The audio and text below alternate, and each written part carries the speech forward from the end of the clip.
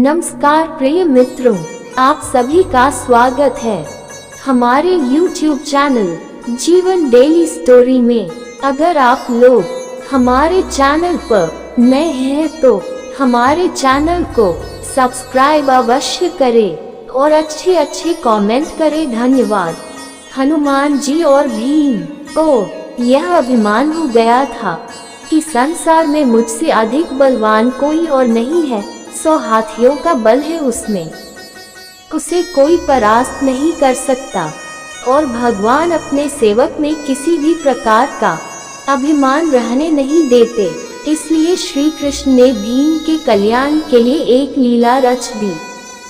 द्रौपदी ने भीम से कहा, आप श्रेष्ठ गदाधारी हैं, बलवान हैं। आप गंधमादन पर्वत से दिव्य वृक्ष के दिव्य पुष्प लाकर दें, मैंने अपनी वेणी में सजाने हैं। आप समर्थ हैं, ला सकते हैं, लाकर देंगे न दिव्य कमल पुष्प। भीम द्रौपदी के आग्रह को टाल नहीं सके, गदा उठाए और गंधमादन पर्वत की ओर चल पड़े। मदमस्त हाथी की तरह किसी तनाव से मुक्त निडर भीम कभी गदा को एक कंधे पर रखते, कभी दूसरे पर रखते बेफिक्री से गंधमादन पर्वत की ओर जा रहे थे। सोच रहे थे, अब पहुंचा कि तब पहुंचा, दिव्य पुष्प लाकर द्रौपदी को दूंगा, वो प्रसन्न हो जाएगी। लेकिन अचानक उनके बढ़ते कदम रुक गए। देखा, एक वृद्ध लाचार और कमजोर वानर मार्ग के एक बड़े पत्थर पर बैठा है। उसने अपनी पूंछ आगे की उस पत्थर तक बिछा रखी है, जिससे रास्ता रुक गया है। पूंछ हटाए बिना आगे नहीं बढ़ा जा सकता है, अर्थात उस वानर से अपनी पूंछ से मार्ग रोक रखा था। और कोई भी बलवान व्यक्ति किसी को उलान कर मार्ग नहीं बनाता, बल्कि मार्ग की बाधा को हटाकर आगे बढ़ता है। बलवान व्यक्ति बाधा सहन नहीं कर सकता, या तो वह बाधा स्वयं हटाता है या उस बाधा को ही मिटा देता है। इसलिए भीम भी रुक गए। जब मद, अहंकार और शक्ति बढ़ जाती है तो आदमी अपने आप को आकाश को छूता हुआ समझता है, वह किसी को खातिर में नहीं लाता। और अत्यधिक निरंकुश शक्ति ही व्यक्ति के विनाश का कारण बनती है। लेकिन श्री कृष्ण तो भीम का कल्याण करना चाहते थे, भीम का विनाश नहीं, सुधार चाहते थे।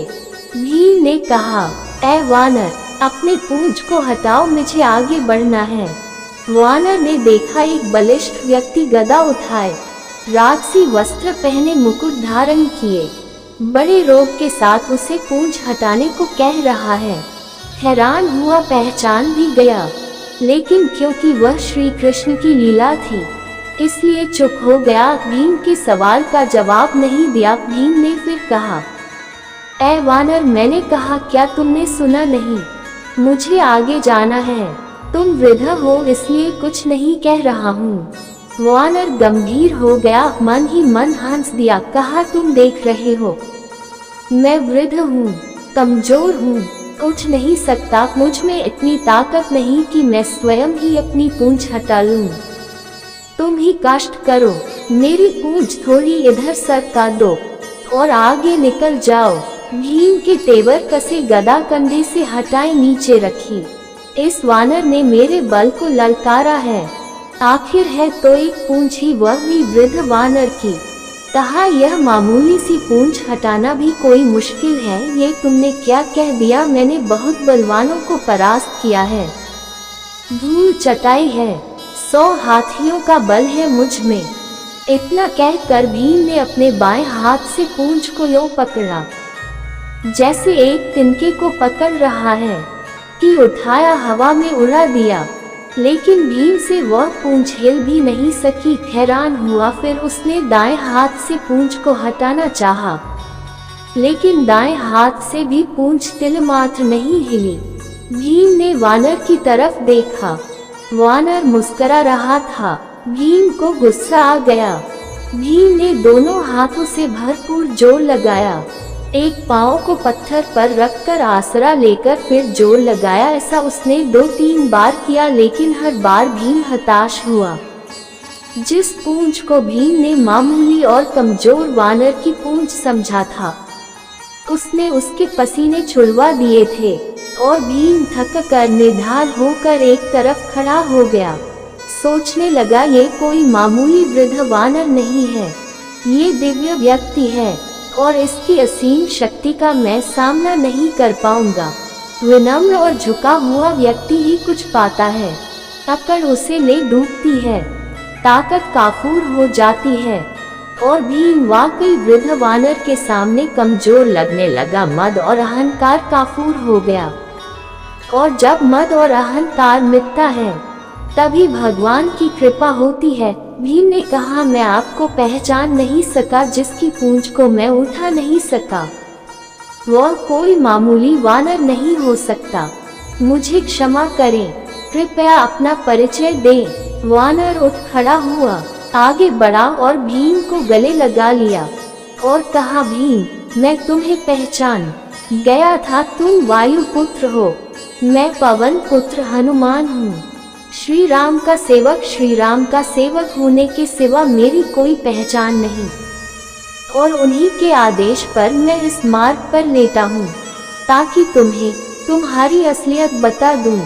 रिश्ते से मैं तुम्हारा बड़ा भाई हूँ और इसीलिए बड़े भाई का कर्तव्य निभाते हुए प्रभु के आशीर्वाद से तुम्हें याद दिला रहा हूँ। शक्ति का, ताकत का अभिमान न करो, क्योंकि यह ताकत और बल तुम्हारा नहीं, भगवान ने ही इसे दिया है। ये शरीर भी तो परमात्मा ने दिया है और जो चीज परमात्मा की है वह किसी और की कैसे हो सकती है। इसलिए जो जिसने दिया है उसके लिए उसी का धन्यवाद करना चाहिए। परमात्मा की शक्ति के अलावा किसी की क्या शक्ति हो सकती है। भीम की आंखें खुली। त्रेता युग की श्री राम और हनुमान जी की वीर गाथाएं याद आ गईं। प्रेम से, श्रद्धा से भीम की आंखें भी खुल गईं और भावों के इसी प्रवाह में भीम ने हनुमान जी को समुद्र लांघने के समय पर धारण किए गए विशाल रूप का दर्शन कराने का अनुरोध कर दिया और हनुमान जी ने श्री राम की कृपा से अपना आकार वैसा ही बढ़ाया जैसा उन्होंने 100 योजन समुद्र लांघने के समय धारण किया था। ये देख भीम हैरान रह गया। वह कभी हनुमान जी के चरणों में देखता है और कभी उनके आकाश छूते मस्तक को, जिसे वह देख ही नहीं पा रहा था। हनुमान जी ने कहा, भीम, मेरे इस रूप को तुम देख नहीं पा रहे, लेकिन मैं श्री राम की कृपा से इससे भी बड़ा रूप धारण कर सकता हूँ। भीम ने हाथ जोड़कर सिर झटक दिया और हनुमान जी के चरणों में गिर पड़ा। भौतिक पद, प्रतिष्ठा और धन का अभिमान कैसा, ये तो कभी भी नष्ट हो सकते हैं। भौतिक पदार्थ भौतिक सुख ही देते हैं, लेकिन परमात्मा की कृपा तो शाश्वत होती है, जिसे कोई छीन नहीं सकता, चोर चुरा नहीं सकता। इंसान को उसी दायरे में रहना चाहिए जिसमें परमात्मा रखे। परमात्मा की इच्छा के बिना तो पत्ता भी नहीं हिल सकता। इंसान की जिंदगी का क्या भरोसा, किसी भी मोड़ पर 4 कदम की दूरी पर खत्म हो सकती है।